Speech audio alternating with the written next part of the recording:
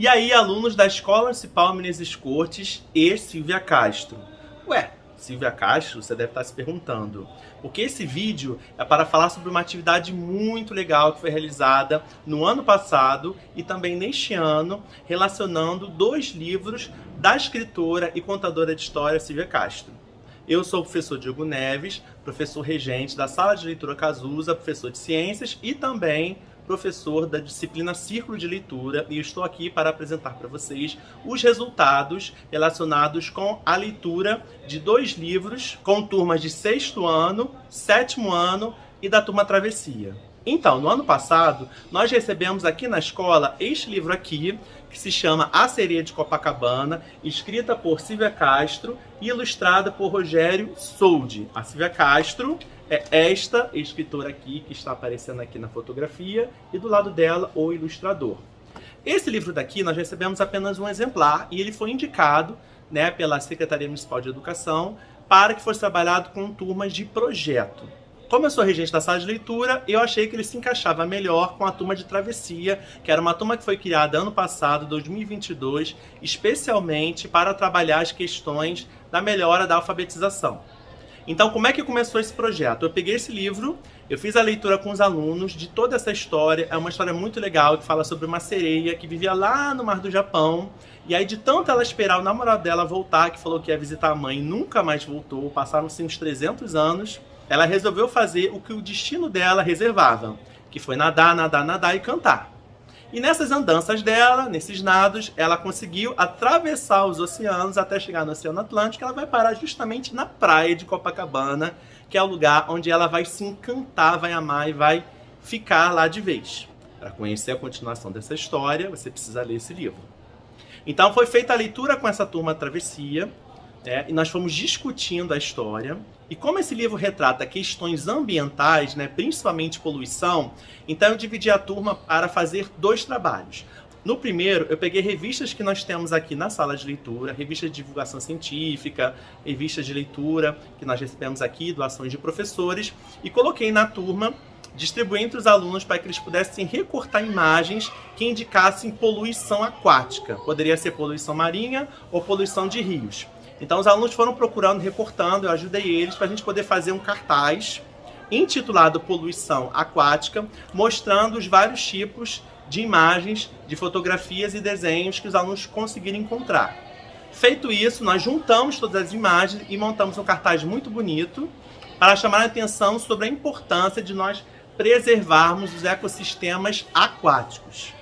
Depois, eu trouxe algumas imagens, né, de sereias também para os alunos colorirem, para a gente fazer também, poder fazer um mural ou apresentar os desenhos para a autora. Depois, numa outra aula, em outro momento, os alunos também começaram a recortar algumas imagens que eu pedi sobre animais, seres marinhos. E nós sabemos que existem vários seres, não somente animais, que fazem parte, né, do mar. Então eu pedi para eles irem recortando, fui auxiliando para que eles pudessem encontrar, e a gente foi juntando essas imagens, porque o meu objetivo era que eles conseguissem criar uma classificação dos animais. Mas aí nós fomos selecionando, eles também encontraram alguns outros seres, como plantas aquáticas, algas, e nós fomos juntando, fomos conversando, dando nome para cada um dos seres que eles foram encontrando. Então nós separamos no final seres fotossintetizantes, alguns animais vertebrados, né, os mais conhecidos, como os mamíferos, baleia, né, alguns peixes como o tubarão e a raia, falando dando nome, e outros que são menos conhecidos a gente foi separando em grupos, porque no final eu queria que esses alunos apresentassem esses 2 cartazes para a professora regente deles, Ana Carolina, que também é professora de ciências. Então depois a gente reuniu, colocamos margem nos cartazes, colei as figuras, para poder, numa terceira aula, eles serem apresentados para a professora. Então, no dia combinado, eu trouxe os 2 cartazes, coloquei lá na frente e fui apresentando e contando para a professora como é que foram montados, como é que a gente fez o trabalho. E os alunos foram também dando o depoimento deles, contando o que eles fizeram, quem achou aquela figura, quem recortou, que tipo de animal é esse, se é um vertebrado ou invertebrado, se é um animal que tem patas, que não tem, como é que é a estrutura do corpo deles, se tem cabeça ou não. Né? Então a gente foi montando junto para chegar a uma conclusão. Então, na verdade, o cartaz sobre os seres marinhos ficou pronto, né, na hora da apresentação, e foi uma aula muito interessante, uma aula muito rica, porque foram trocadas muitas experiências. Neste ano, agora em abril, na semana que antecede o aniversário da Sala de Leitura Cazuza, que foi dia 19 de abril, eu utilizei também este livro, né, A Sereia de Copacabana, com 2 turmas de 6º ano, 1602 e 1604. Então também foi feita a leitura desse mesmo livro para as 2 turmas, discutimos a história, os alunos foram bem participativos, e depois eu pedi no final que eles fizessem ou um desenho sobre qualquer coisa envolvendo a história, ou que escrevessem um texto comentando o que eles acharam, ou criando um outro final, que é um final muito interessante, muito surpreendente, modificando o final, ou contando uma outra história, ou falando o que eles acharam, ou que eles colocassem, exprimissem no papel o que eles quisessem. O resultado disso foi muito legal, e eu juntei essas imagens na forma de uma pasta com os trabalhos dos alunos. Então aqui eu coloquei, né, o título, A Sereia de Copacabana, com as turmas aqui. Temos alguns textos escritos pelos alunos, que eu vou ler, e também algumas imagens. Então a aluna chamada Ariadne falou: o livro traz muitos ensinamentos e, além de tudo, nos ensina que um pegue na garrafa que nós jogamos na areia pode fazer um grande estrago. Uma pessoa que joga a garrafa na areia. A Giovana escreveu: eu gostei bastante da história, ela te passa ensinamentos bons, de amor. No relacionamento não existe beleza ou feiura, o importante é o caráter e a honestidade. Isso aqui, ela está falando sobre algo que ela aprendeu com a história da sereia. Gabriel escreveu: uma sereia que sem namorado o deixou há mais de 300 anos e ela estava atrás de outro companheiro para ficar com ela para sempre. Até que ela conhece um homem e eles ficam juntos para sempre. Ele fez um resumo da história que está aqui. Então, há os desenhos, né? Os desenhos que os alunos fizeram, alguns abordaram, né, a questão da imagem que tem no livro da sereia na praia de Copacabana. Ficaram muito bonitos, coloridos desses alunos. Muitos abordaram a sereia mesmo. E ficaram muito legais, muito talentosos os alunos. Representaram lá os prédios de Copacabana. E o resultado foi bastante satisfatório, porque eles puderam expressar tudo aquilo que eles viram. E aí eu separei essa frase aqui que tem no livro, que me chamou muita atenção. A gente não abandona facilmente aquilo que aprendeu a amar. Nessa frase, a escritora deixou registrado, se referindo porque a sereia viu tanta poluição na praia de Copacabana que ela não quis desistir, porque ela amava muito aquela praia. Ela gostou muito pelas belezas, porque Copacabana é o cartão postal, né, do Rio de Janeiro, da cidade. Então ela falou assim: não vou abandonar só porque está poluída, vou continuar aqui e vou lutar para que tudo dê certo. Bom, com o 7º ano, eu utilizei um outro livro da Silvia Castro, que se chama Confusões no Museu, que foi um livro, né, que foi ilustrado por Jaque Azulita. Então aqui as imagens dele, a escritora e o ilustrador. Esse livro foi escrito em homenagem ao Museu Nacional, que infelizmente pegou fogo, nós sabemos, uma perda irreparável, uma perda muito triste, e todos nós sentimos, educadores. E aí nesse livro ela fala sobre confusões, porque justamente alguns artefatos, algumas peças que são importantes no museu estavam disputando de qual que era melhor, qual que era mais importante. Na verdade, todas são importantes, não tem como você dizer qual que é a peça mais importante. Então, alguns desses personagens, né, que ela comenta são o meteorito de Bendegó, a Luzia, a máscara ticuna, que representa, né, os povos indígenas, o esqueleto de um dinossauro chamado Maxacalisaurus topai e uma múmia chamada Sha'amun-Ensu. E aí, no final, a gente também discutiu, conversamos, até durante a leitura eu perguntei se eles sabiam de que museu estava se referindo, até que elas conseguiram em algum momento acertar.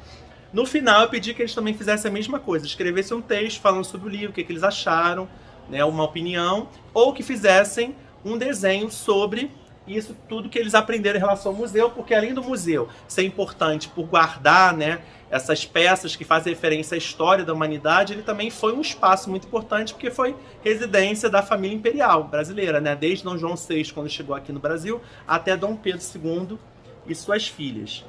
Então aqui nessa pasta eu coloquei Confusões no Museu. As turmas foram 1704, 1705 e 1706. E tivemos também alguns textos escritos em imagens. Eu vou ler alguns aqui.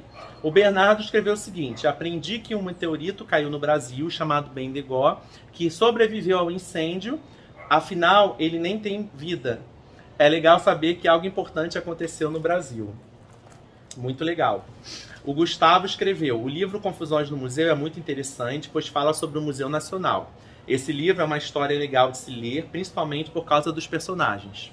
Os personagens são muito legais. Esse livro foi um dos meus preferidos, olha que legal.